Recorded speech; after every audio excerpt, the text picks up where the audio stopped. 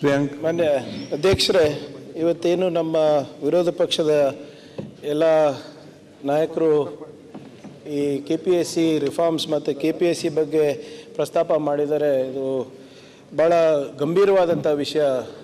ಸಭಾಧ್ಯಕ್ಷರೇ, ನಮ್ಮ ಸರ್ಕಾರದಲ್ಲಿ ಯಾವಾಗ ಇದು ಗಮನಕ್ಕೆ ಬಂದಾಗ ನಾನೇ ಇದ್ರ ಬಗ್ಗೆ ಹೆಚ್ಚು ಮುತುವರ್ಜಿ ವಹಿಸಿ ಕಾಳಜಿ ವಹಿಸಿ KPSC ಮತ್ತು KEA ಇವರು ಇಬ್ಬರಿಗೂ ಕೂಡ ಜಂಟಿಯಾಗಿ ಮಾನ್ಯ ಮುಖ್ಯಮಂತ್ರಿಗಳ ಜೊತೆ 2 ಸರಿ ಸಭೆ ಮಾಡಿಸಿದ್ವಿ. ನೀವು ಟ್ರಾನ್ಸ್ಲೇಷನ್ ಅಂತ ಹೇಳ್ತಾ ಇದ್ರಲ್ಲ ಸರ್, ಅದು ಏನಾಗಿದೆ ಅಂದರೆ ಹೈಕೋರ್ಟಿಂದ ಒಂದು ಆರ್ಡರ್ ಆಗಿಬಿಟ್ಟಿದೆ ಅಧ್ಯಕ್ಷರೇ. ಹಿಂದೆ ಇದೇ ಅನುವಾದದಲ್ಲಿ ಸ್ವಲ್ಪ ಲೋಪ ಆದಾಗ ಅವಾಗ ಹೈಕೋರ್ಟ್ ಒಂದು ಆದೇಶ ಪಾಸ್ ಮಾಡಿದ್ದೇನಪ್ಪ ಅಂದರೆ ಕರ್ನಾಟಕ ಕೇಡ್ರಿಂದ ಅಧಿಕಾರಿಗಳು ಇರಬಾರ್ದು, ಇದಕ್ಕೆ ಕಾಂಪ್ರಮೈಸ್ ಆಗಿಬಿಡ್ತಾರೆ ಅಂದ್ಬಿಟ್ಟು ಅದಕ್ಕೆ ಹೊರಗಿನ ಕೇಡ್ರ ಅಧಿಕಾರಿಗಳಿಗೆ ಇದರ ಅಧ್ಯಕ್ಷೆ ಮಾಡ್ತಾ ಇದ್ದಾರೆ. ಮತ್ತು ನೀವು ಹೇಳ್ದಂಗೆ ಸ್ವಲ್ಪ ಈ ಅನುವಾದ ಮಾಡಬೇಕಾದ್ರೆ ಹೆಚ್ಚಿನ ತಂತ್ರಜ್ಞಾನವನ್ನು ಉಪಯೋಗ ಮಾಡಲಿಕ್ಕೆ ಹೋಗಿ ನಮ್ಮ ಜನರಿಗೆ ಅನ್ಯಾಯ ಆಗಿದೆ. ಆದರೆ ಪ್ರಾಮಾಣಿಕವಾಗಿ KEA KPSC ಇವರಿಗೆಲ್ಲರಿಗೂ ಕೂಡಿಸಿ 2 ಸರಿ ನಾವು ಮೀಟಿಂಗ್ ಕೂಡ ಮಾಡಿದ್ದೇವೆ. ವಿರೋಧ ಪಕ್ಷದ ನಾಯಕರಿಗೆ ಗಮನಕ್ಕೆ ತರಲಿಕ್ಕೆ ನಾನು ಬಯಸ್ತಾ ಇದ್ದೇನೆ.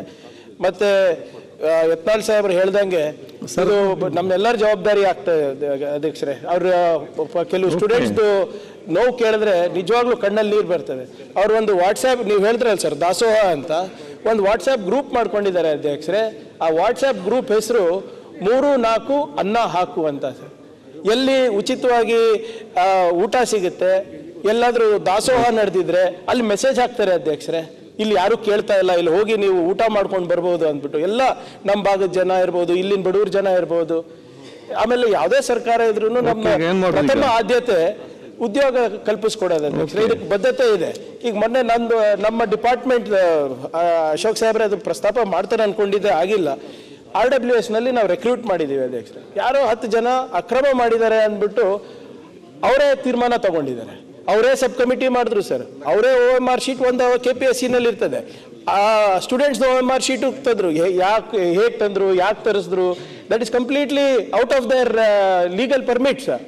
ಆದರೂ ಕೂಡ ಮಾಡಿಬಿಟ್ಟು ಅವರೇ ತಪ್ಪಿಸ್ತಿರೋದು ವರದಿ ಕೂಡ ತಯಾರು ಮಾಡಿಬಿಟ್ಟು ಮುಖ್ಯಮಂತ್ರಿಗಳಿಗೆ ಸಬ್ಮಿಟ್ ಮಾಡಿದ್ರು. ಎಲ್ಲ ಪತ್ರಿಕೆಯಲ್ಲಿ ಹೆಡ್ಲೈನ್ಸ್ ಆಗಿಬಿಟ್ಟಿದೆ ಅದು. ಆದರೆ ಮೆಥಡಾಲಜಿ ಏನಿದೆ, ಫೊರೆನ್ಸಿಕ್ ಹೇಗೆ ಮಾಡಿದ್ದಾರೆ ಯಾವುದೂ ಇಲ್ಲ ಅಧ್ಯಕ್ಷರೇ, ನಮ್ಮ ಗಮನಕ್ಕೂ ಇಲ್ಲ ಆಸ್ ಎ ಮಿನಿಸ್ಟರ್. ಸೊ ಇದನ್ನ ನೀವು ಇವತ್ತೇನು ವಿರೋಧ ಪಕ್ಷದ ನಾಯಕರಿರ್ಬೋದು, ಎಲ್ಲ ನಮ್ಮ ವಿರೋಧ ಪಕ್ಷದ ಸದಸ್ಯರಿರ್ಬೋದು, ಇವತ್ತು ಬಹಳ ಪ್ರಸ್ತುತವಾಗಿದೆ. ಕ್ಯಾಬಿನೆಟ್ನಲ್ಲೂ ಕೂಡ ನಾವೇ ಇದ್ರ ಬಗ್ಗೆ ಮಾನ್ಯ ಉಪಮುಖ್ಯಮಂತ್ರಿಗಳಿರ್ಬೋದು ನಾವೆಲ್ಲರೂ ಸೇರಿ ಇದು KPSC ರಿಫಾರ್ಮ್ಸ್ ತರಬೇಕು ಅಂದ್ಬಿಟ್ಟು ಕೂಡ ಚರ್ಚೆ ಆಗಿದೆ ಅಧ್ಯಕ್ಷರೇ. ಆದರೆ ಇದನ್ನ ನಾವು ಮಾಡಿಲ್ಲ ಅಂದರೆ ನಮ್ಮ ಜನತೆಗೆ ನಾವು ಮೋಸ ಮಾಡ್ದಂಗೆ ಆಗುತ್ತೆ. ಖಂಡಿತವಾಗೂ ಅವ್ರ ಕಾಳಜಿ ಏನಿದೆ ಅದಕ್ಕೆ ಸರ್ಕಾರ ಸಕಾರಾತ್ಮಕವಾಗಿ ಸ್ಪಂದಿಸುತ್ತೇವೆ ಅಂತ ಹೇಳಲಿಕ್ಕೆ ನಾನು ಬಯಸ್ತೇನೆ. ಈಗ ನಾಳೆ ಸರ್ಕಾರದ